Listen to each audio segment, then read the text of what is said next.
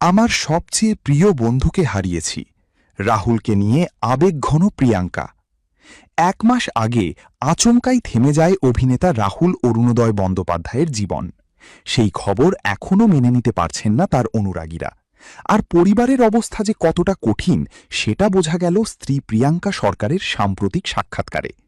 এতদিন নিজেকে আড়ালে রেখেছিলেন তিনি, কিন্তু এবার প্রথমবার প্রকাশ্যে রাহুলকে নিয়ে মুখ খুললেন অভিনেত্রী।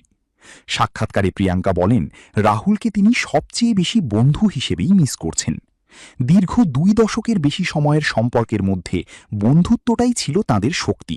অভিনেত্রীর কথায়, জীবনের অনেক গুরুত্বপূর্ণ জিনিস রাহুলের কাছ থেকেই শিখেছেন তিনি। সিনেমা, বই, চিন্তাভাবনা সবকিছুর মধ্যেই নাকি রাহুলের প্রভাব ছিল গভীরভাবে।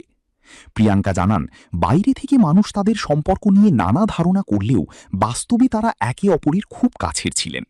ঝগড়া হয়েছে, মতের অমিলও ছিল, কিন্তু গল্প আর যোগাযোগ কোনোদিন বন্ধ হয়নি।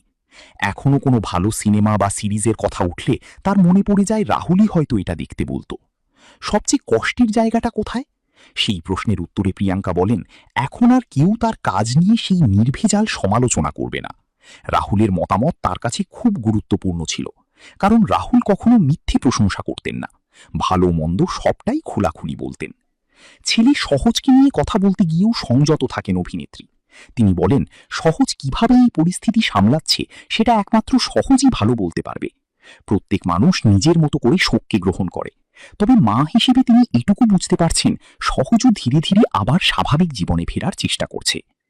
১ মাস পেরিয়ে গেলেও রাহুলের স্মৃতি যেন আজও ঘিরে রয়েছে তাদের প্রতিটা মুহূর্তে। আর সেই স্মৃতির মধ্যেই নিজেকে সামলে নতুন করে বাঁচার চেষ্টা করছেন প্রিয়াঙ্কা।